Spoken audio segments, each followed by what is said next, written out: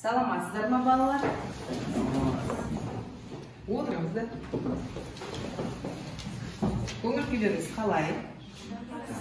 Сабаққа дайындықтарыңыз қалай? Бүгінгі сабақты былай ұйымдастырайықшы. Кім бір партада кіммен отырғысы келеді, солай орналасайық. Келісесіздер ме? Ауысыңыздар. Кім кіммен отырғысы келеді партада, солай ауысып отырыңыздар.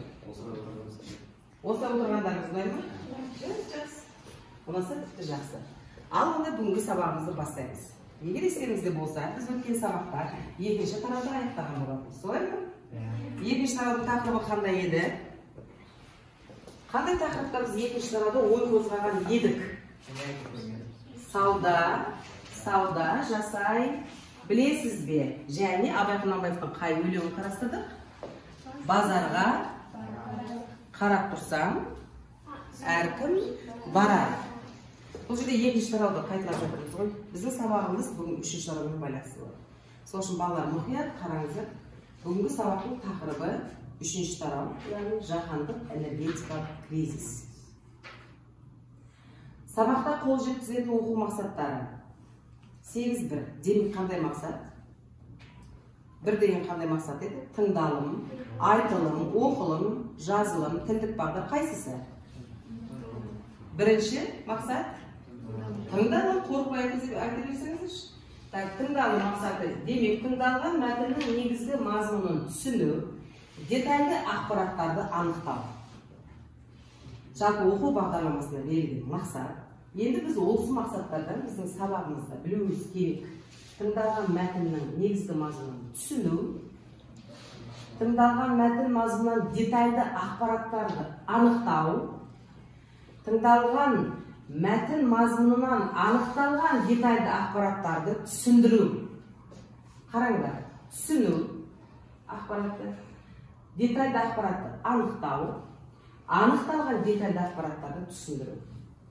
Әрі бүгін біздің сабақтағы негізгі 6 құндылықтың бірі ынтымақтаста жұмыс жасау. Демек, біз бүгін көпшілігінде жұпта жұмыс жасайтын боламыз. Бүгінгі сабақтың барысы, яғни сіздер қазір бір-біріңізді жақсы сыйлайтын, құрметтейтін достарыңызбен отырсыздар. Солай емес пе? Ендеше бір-біріңізге сәттілік тілеңіздер. Қалай тілейсіздер? Эмоциямен тілейсіздер ме, сөзбен тілейсіздер ме?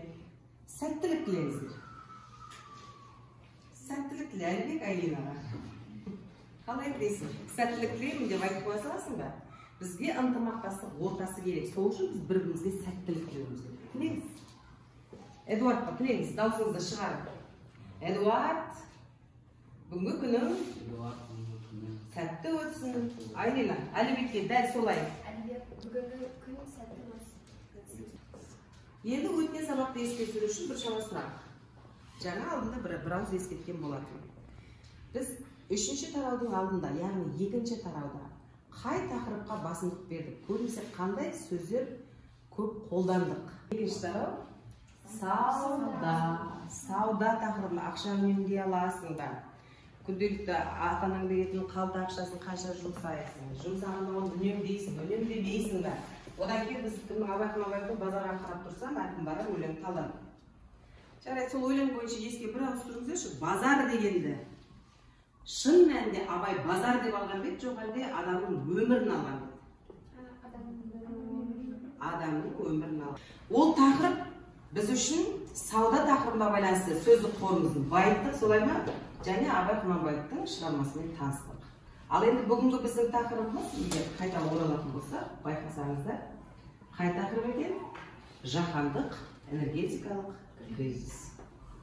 Енді соның ішінде бірінші дәстүрлі лексика-грамматикалық сөздікпен танысамыз. Алдарыңызда жатқан лексика-грамматикалық сөздікті ашыңыздар, қараңыздар, әрқайсыңызға бір-бір баққа берілген сөздермен танысайық. Қалай танысамыз? Сөздердің айтылуы мен жазылуына назар аударамыз. Айтылуын қазір айтып беремін. Грамматикалық белгісіне, демек екінші бағанға қараймыз, және мағынасына, тарау тақырыбымен байланыстылығына назар аударамыз. Қандай сөздер берілген? Тарауға байланысты актив сөздер. актив белсенді сөзі. Демек, жаһандық энергетикалық дағдарыс тақырыбына байланысты. Міне осы жерде мынадай сөздер басымдық беріледі екен. Мен сөздерді оқимын, менен бір қайталайсыз. Солай ма? Бірінші сөз бәсеке. Қай сөз қатынастырады екен? Дағдарыс. Жаңашылдық. Жаһандық. Ха дыбысына. Ха әрпіне қатысты не айтуға болады? Бұл қазақ тілінде көп кездесетін дыбыс әріп пе? Көп кездесе ме? Жоқ. Керісінше ол сирек кездесетін басқа араб парсы тілінен келген дыбыс әріп. Бұл сөздің толық мағынасы, бұл сөздіктің толық мағынасы біз тарауды біткен соң, сөздік диктаны жазған соң, үй тапсырмасы ретінде әр сөзге сөз тіркесін сөйлемді құраған кезде танысамыз. Біз қазір тек айтылу кейбір сөздердің ерекшелігіне ғана тоқталдық. Түсінікті ғой, бұл яғни біздің сабағымыздың тарау бойынша ілгерімен танысу бөлімі. Грамматикалық белгісіне қарадық. Сөздердің айтылуы мен жазылуын, айтылуын менің айтуым бойынша тыңдадық, жазылуы парақта жазылып тұр. Мағынасына және тарау тақырыбымен байланыстылығына назар аударатын себебіміз екі сөздің өзі экспертиза және соған қатысты дағдарыс, кризис біздің сабақпен байланыстылығына кішігірім түсініктеме беріп тұр. Солай ма? Келесі сабақта біз оны жалғастыратын боламыз. Енді біз бүгінгі сабақтың тақырыбына сәйкес мәтінмен жұмыс жасаймыз. Мақсатқа сәйкес жұмыс жасаймыз. Яғни бұл жерде мәтін алды жұмыс, яғни мәтінмен жұмыс жасамас бұрын біз не істейміз? Сабақ мақсатына қатысты детальді ақпарат деген ұғымды ашып алуымыз керек. Детальді ақпарат. Орысша ішінде сөз бар, солай ма? Аударылмаған кәдімгі детальді күйінше қалған. Тек оған қазақша қосымша жалғанған. Ақпарат екеуі байланысып сөз тіркесін жасап тұр. Детальная информация дейді. Түсінуге жеңіл. Солай емес пе? Қиын ба түсінуге? Қиын емес. Сол үшін қалай ойлайсыңдар, детальді ақпарат деген басқа пәндерде де қарастырғанда нені зерттейсіңдер, неге қарайсыңдар, неге мән бересіңдер? Мысалы, жылдарға мән бересіңдер. Бір ақпарат, бір мәтіндегі ақпаратты іздеген кезде жылдарға мән бересіңдер. Фактілерге мән бересіңдер, мысалдарға мән бересіңдер. Ол бар ғой, басқа пәндерде де дәл осы жағдай басқа пәндерде де болады, ол тек қазақ тілінде ғана емес.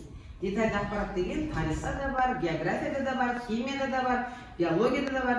Себебі міне астында көрініп тұрғандай, назар аударсаңдар, мәтіндегі негізгі ақпаратты дәлелдейтін, көрдіңдер ме, әңгіме дәлелдеу болып тұр. Доказывающий. Фактілер, мысалдар, жылдар, пайыздық көрсеткіштер, дәйек сөзі. Яғни біз детальді ақпарат деген түсіндік па? Мәтінен іздеген кезде біз неге мән береміз? Дәлелдейтін, көрдіңдер ме? Негізгі ақпарат, основная информация, дәлелдейтін, доказывающие факты, фактілер, мысалдар, примеры, жылдар, годы, пайыздық көрсеткіштер, процентные показатели, дәйек сөздер цитаты. Түсінуге болады ма екен? Болады. Яғни біз мәтінге кіріспес бұрын біз детальді ақпараттан анықтап алуымыз керек еді, біз оны түсіндік деп ойлаймын. Ал енді мәтінге жұмыс жасау үшін біз мынандай сөздікпен жұмыс жасауымыз керек. Мәтінге бір қараңдаршы. Мұқият тыңдаңдар. Бұл тыңдалым мақсаты. Сол үшін мен қазір мәтінді оқимын. Сіздер мұқият тыңдайсыздар. Сосын бұл жерде біз неге қол жеткізуіміз керек? Мәтін мазмұнын түсінуіміз керек. Жазылып тұр, көрдіңіздер ме бағалау критерийлері? Мәтін мазмұнын негізінде детальді ақпараттарды анықтауымыз керек. Және детальді ақпараттарды түсіндіруіміз керек. Қазіргі мемлекеттерде энергия тапшылығы байқалуда. Көмір, мұнай, табиғи газ сияқты энергия көздерінің сарқылуы немесе қорының азаюы қоршаған ортаға тигізетін зиянды әсері күн санап артуда. Бірінші абзац бітті. Ой не туралы?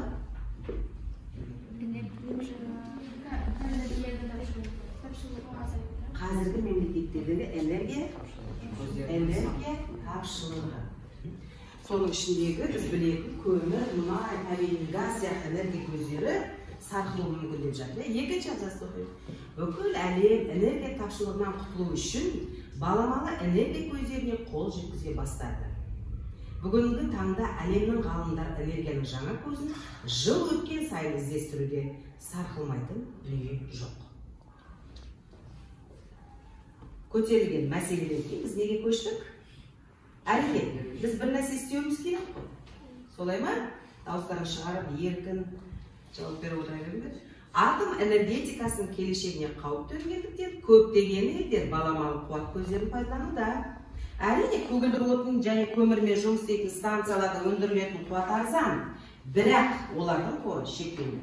Сондықтан күн батареялары және жел станцияларының қымбат болуына қарамастан, энергия өндіру бағытында жаңғыртылатын қуат көздерін құру бүгінгі және болашақ үшін өте маңызды. Позитивті аяқ алыс басталды, бір жақсы нәрсе істейміз деген ниет пайда болды. Елімізде күн сәулесі болашақтың сарқылмас энергиясы бола алды. Демек, біз не істедік енді? Қай елге көштік? Мемлекеттерден келіп, қай елге көштік? Өзіміздің елімізге көштік. Мысалы, күн энергиясын пайдалануға толық мүмкіндігіміз бар. Оңтүстік облыстарда бір жылдың ішінде 180-250 рет күн ашық болып, орташа температура 37 градусты құрайды екен. Бұл біз үшін ең тұрақты, ең арзан, таусылмайтын энергия көзі күн сәулесінің энергиясы болмақ. Демек, біз шешімді қайдан таба аламыз? Күн энергиясын таба аламыз. Күн үлкен энергия қорына ие. Жылда жер бетіне түсетін күн энергиясы 7,5 көбейтілген 10-17 дәрежесі киловатт сағат екен. Бұл дегеннің кәдімгі күнделікті үйдің ішінде бір үлкен декоратор намсыретін. Сол жерде күнде намсырылып жатыр, ойлаңдар да. Сондай күнде сондай сәуле түсіп жатыр. Жылу келіп жатыр, энергия келіп жатыр. Күн энергиясының маңызды артықшылықтарының бірі қоршаған ортаға қауіпсіздігі және арнайы жеткізу құралдарының қажет еместігі болып табылады. Жалпы менің оқығаным бойынша, яғни тыңдалым арқылы біз мәтінмен жалпы таныстық. Солай емес па?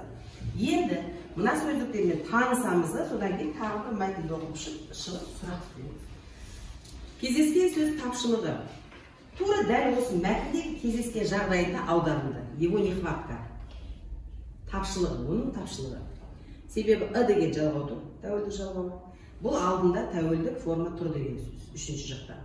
Сарқылмайтын, неиссякаемый, баламалы, альтернативный, жаңғыртылатын, возобновляемые, қайта-қайта оны бетіп алып тұра беруге болады. Мысалы, күн сәулесі түсіп тұрады, біз одан энергияны алып тұрамыз, таусылмайды, жаңғыртылайды. Және мына сөзді оқу сендерге қиындық туындатуы мүмкін деп, бұнда сөздіктің арасына қосып жіберіп, міне қараңдар. 7,5 көбейтілген 10-17 дәрежесі киловатт сағат. Кәдімгі біздің бөлшектік санысы, өткен тарауда. Түсінікті ма? 7,5 көбейтілген 10-17 дәрежесі киловатт. Қайталашы, Мұхамеджан. Мынау санды қайталашы. 7,5 қайталашы деймін мына сөзді. 7 жазып тұр ғой. 7,5 көбейтілген асан қайталашы. 7,5 көбейтілген 10-17 дәрежесі киловатт сағат. Вот осыған қайталау. Қауіпсіз, безопасный, артықшылығы, преимущество. Түсінікті ме? Енді мәтінді оқимыз. 2 минут уақыт. Одан артық уақыт бере алмаймыз.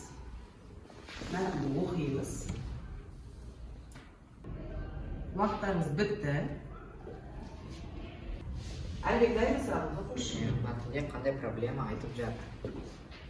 Мәтінде қандай проблема айтып жатыр? Немесе мәтінде қандай мәселе көтерілген? Кім? Асланбек? Оңтүстік облыстарда жылына неше рет күн ашылады? Жақсы, өте жақсы. Айлина? Қазіргі мемлекеттерде не бітіп қалуда? Не бітіп қалуда? Жаңа Айлияның сұрағының сәл басқаша. Не байып қалуда? Не байқалуда? Дұрыс айтасың. Мәтінмен жұмыс жасау үшін сөздермен танысып. Мына сөздердің мағынасы қазір көз алдарында тұрады. Одан кейін мәтінмен жұмыс жасаймыз. Ол үшін не істейміз? Астына дескрипторды оқимыз. Не деген Радия оқып жүрші? Мәтін мазмұны бойынша бір сұрақ құрастырдық. Жұбылы сұрағына мәтін мазмұны бойынша ауызша жауап береді. Ауыстырдық ол жұмысты, себебі мен сұрап жібердім. Жақсы, келесі. Мәселеге қатысты 3 детальді ақпаратты анықтайды. Міне, енді 3 қараңыздар. Жұбының сұрағына мәтін мазмұны бойынша ауызша жауап береді. Жауапты мен тыңдап қойдым. Бірақ жауап бергендерге не жүреді? 1 балл жүреді. Екінші, бірлесе отырып мәселеге қатысты 3 детальді ақпарат. және анықтаған ақпаратты айтып түсіндіреді. 2 балл айтып бере алатын, түсіндіре алатын деңгейдегі оқушыларға. Түсінікті ғой, енді жұмыс жасайық. Ол үшін мен қайтадан сұраққа сөздерге оралайын. Бірге жұптар мәтін бойынша 3 детальді ақпаратты анықтаймыз. 5 минут уақыт беріледі. Жасанды болып кетіңіз. Қандай сұрақ туындамай ма? Мысалы үшін, неге қатысты детальді ақпарат анықтау керек деген сұрақ туындамай ма? Сабина, Адия. Неге байланысты детальді ақпаратты анықтау керек деген сұрақ туындап жатқан жоқ па? Бұл жердегі мазмұн не туралы?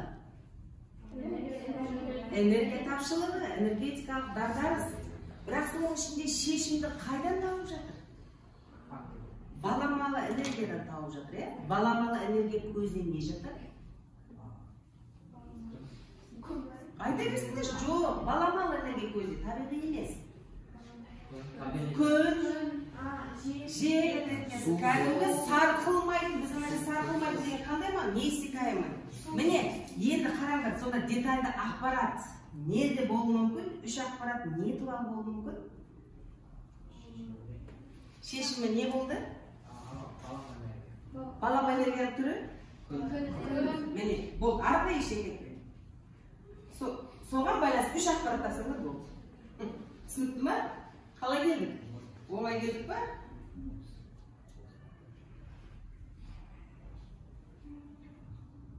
Екінші 5 минут өтіп жатыр. Себебі бірінші 5 минут мен алып қойдым. Кешірім өтінемін.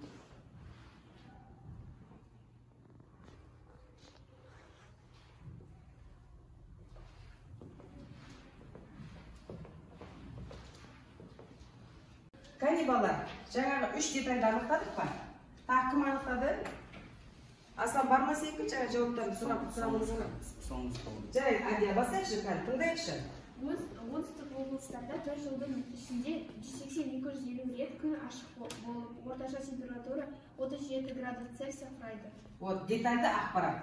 Күннің ашықтығы, орташа температура. Бұл біреу ма, екеу ма? Біреу ашық болуы және 37 градус болуы. Үшіншісі не болады? Күн энергия қорынан жылына жер бетіне түсетін күн энергиясы 7,5 көбейтілген 10,7 дәрежесі киловатт сағат. Мінекей. Бұл үшақ детальді ақпарат, конкретно, нақты. Сандар бар. Ол біз үшін факт. Солай емес па? Дәлелді. Нақты бар ма? Сонымен детальді ақпарат не екен? Детальді ақпарат не екен? Негізгі, мына қараңдар, бұнадан бастау негізгі ақпаратты. Негізгі ақпаратты. Біз неге күнді негізгі ақпарат деп отырмыз? Себебі ол шешімі болып тұр бұлар мәтіннің. Көріп отырсыңдар ма? Энергетикалық дағдарыстың шешімі баламалы энергияда деді. Баламалы энергия көзінен не жатады деді? Күн энергиясы деді. Күн энергиясына қатысты 3 детальді ақпарат алды. Негізгі ақпараттағы дәлелденген, дәлел бере алатын, дәлелдей алатын факты біз үшін. Ол жерде сандық көрсеткіштер бар. Солай емес па? Түсіндік па? Түсіндік ме? Енді кім жауап берді, кімге қанша балл қоюға болатын өздерің екшеледі. Мінекей. Бірінші сұрақ бойынша жауап бергендер Айна жауап берді, Әлбек жауап берді, Аслан жауап берді, Адия жауап берді, Айнақтың сұрағы дұрыс болмады, Айша жауап берді, және Сабина жауап берді. Бір-бір балдар қосыңдар ойша. Одан кейін екінші сұрақ құрастырып, жауап берген екеуі бірден бір-бір балдар кетеді, себебі ол сұрақ құрастырды және жауап берді. Келесі детальді ақпаратты анықтауды 3 детальді ақпаратын нақты анықтаған кім болды? Адия болды. Демек Адияға тағы 3 балл қосылады, 5 балл болды. Және анықтаған ақпаратты айтып түсіндіру қалды енді. Адияның айтқан ақпаратын тыңдадыңдар, мәтінді оқыдыңдар, менің оқығанды тыңдадыңдар. Және сөздік бойынша, жаңа алдында көрсетілген сөздік бойынша қандай негізгі сөздер бар екенін көрдіңдер.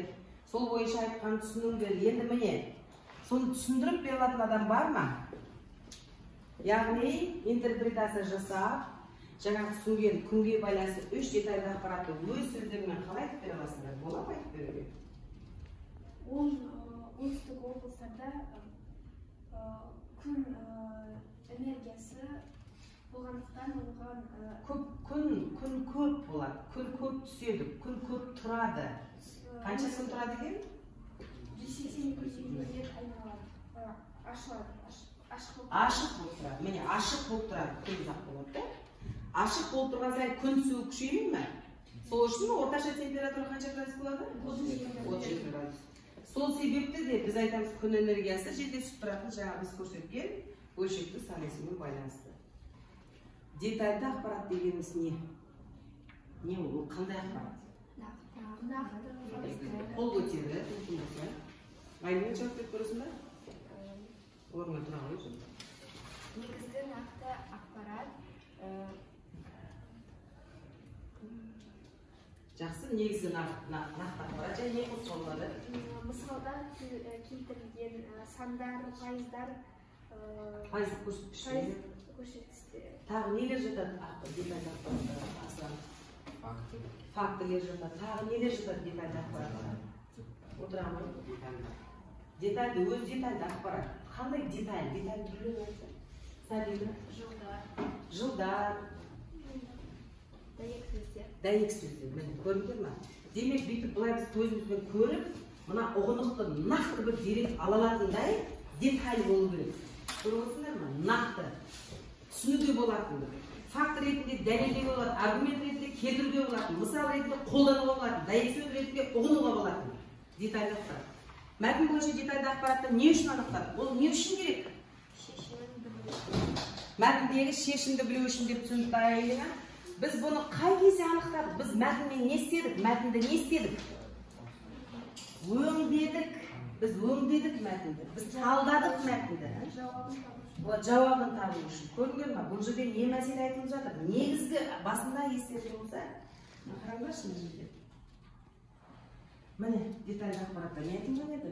Мәтіндегі негізгі ақпаратты дәлелдейтін. Міне осы үш негізгі ұғым, негізгі ақпарат бірінші ұғым, дәлелдейтін екінші ұғым, қалғанның барлығы бірыңғай фактілер, мысалдар, жылдар, пайыздық көрсеткіші, дәйек сөздер, бұның барлығы оның қосымша бағынышты сөздері. Яғни біз білуіміз керек нәрсе негізгі ақпаратты дәлелдейтін. Фактілде, көрсеткішінде, жылдарында, мысалдарында дәйек сөздер. Енді өздерің үшін бүгінгі сабақтан қандай қызық класс бердіңдер? Осында 180-200 рет күн ашық болады. Азия өзінің өміріндегі ауа райына байланысты өзгерістер. Детальді ақпарат деген неден түсінікті. Өте жақсы, бүгінгі сабақтың мақсаты да сол болатын. Детальді ақпарат не екенін түсіндің бе? Оны егер мәтінмен жұмыс жасайтын болсақ, детальді ақпаратты анықтаймыз, ол демеге. Жақсы. Әлбек? Орташа температура 37 градус. Оңтүстік өңірдегі орташа температура 37 градус екенін анықтапты. Одан кейін детальді ақпараттарға нелер жатады? Жақсы. Оны детальді ақпарат Адия. Жалпы егер шындан қазір егер ойлап қарап тұрсақ, жауаптарға қарап отырып, топтың қанша пайызы бір 60-70 пайызы детальді ақпарат туралы еркін айтып отыр. Демек біз мақсатымызға жеттік па бүгінгі сабақтың? Сабақтың мақсаты не бізде? Негізгі мазмұнды түсіну керек мәтінді біз түсіндік. Соған сәйкес детальді ақпаратты анықтау керек және кейбір дарын оқушыларға арналған сол ақпаратты түсіндіріп беру. Біз бұл мақсатымызға жеттік. Үйге тапсырма. іздеу пәні бойынша дәстүрлі жұмыс, яғни сөз мағынасын анықтаймыз, демек оны аударамыз. Сосын сөз тіркестерін құрастырамыз оған. Кәдімгі бүгінгі сабақ бойынша үй тапсырмасы. Сөз тіркестерін құрастырамыз. Сол сөз тіркестерінен сөйлем құрастырамыз. Яғни біз келесі сабақта болатын тақырыпқа дайын жүргіземіз. Түсінікті ғой? Бірақ бір нәрсені ұмытпау керек. Ол не нәрсе? Тарау сабақ тақырыбынан ауытқымау керек. Тақырып қандай еді? Жаһандық энергетикалық дағдарыс. Түсінікті ме? Түсінікті. Сұрақ бар ма сабаққа байланысты? Түсінбей қалған? Көңілде қалған ешнәрсе жоқ қой, бәрі түсінікті. Күн энергиясына қатысты біраз детальді ақпаратты біліп қойдық. Балалар осындай сабақ аяқталды. Сау болыңдар. Сау болыңдар.